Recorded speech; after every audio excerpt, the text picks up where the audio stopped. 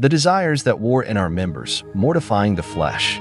Paul wrote in the book of Romans 7 verse 22 to 24. 22, for I delight in the law of God after the inward man. 23, but I see another law in my members, warring against the law of my mind, and bringing me into captivity to the law of sin which is in my members. 24, O wretched man that I am, who shall deliver me from the body of this death? There is a war between the flesh and the spirit.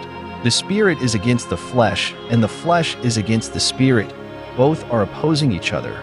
Galatians 5 verse 17. Paul lamented that he delights in the law of the Lord in the inward man, but he see another law in his member, warring against the law of his mind, and trying to bring him captive to the law of sin which is in his member. He said, O wretched man that I am, who shall deliver me from the body of this death? This war that is in our members is experienced by every believer. That the reason the Holy Book says in the book of Hebrews 12 verse 4, For ye have not yet resisted unto blood, striving against sin. But you have to be born again, born of God's Spirit. Only those born of God's Spirit can fight, subdue, mortify the flesh, and conquer.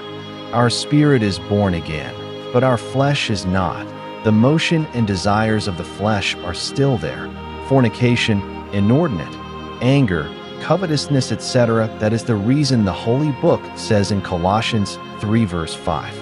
5. Mortify therefore your members which are upon the earth: fornication, uncleanness, inordinate affection, evil concupiscence, and covetousness, which is idolatry. Starting from book of Colossians 3 verse 1 to 3, the Holy Book says we are dead and have risen with Christ, and our life is hidden with Christ, and Christ in God. 1. If ye then be risen with Christ, seek those things which are above, where Christ sitteth on the right hand of God.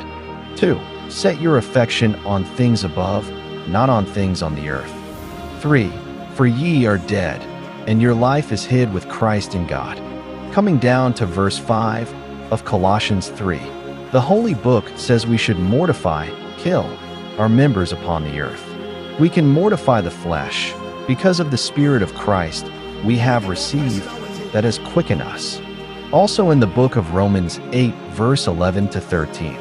11. But if the Spirit of him that raised up Jesus from the dead dwell in you, he that raised up Christ from the dead shall also quicken your mortal bodies by his Spirit that dwelleth in you. 12. Therefore, brethren, we are debtors, not to the flesh, to live after the flesh. 13. For if ye live after the flesh, ye shall die.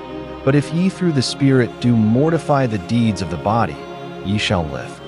We are debtors to the Spirit of Christ that we have received, not to the flesh or to live after the flesh, but we should through the Spirit mortify, kill, the desires of the flesh. Mortify can also be interpreted as killing, deadening, denying, subduing the appetite.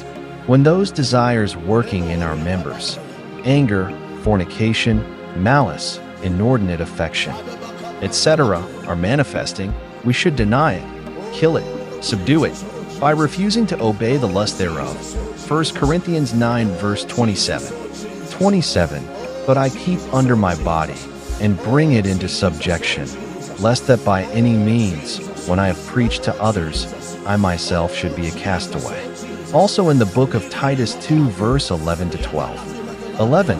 For the grace of God that bringeth salvation hath appeared to all men.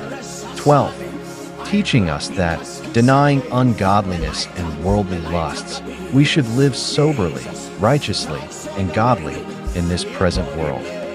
Romans 6 verse 14. 14. For sin shall not have dominion over you, for ye are not under the law, but under grace. Shalom, God bless you.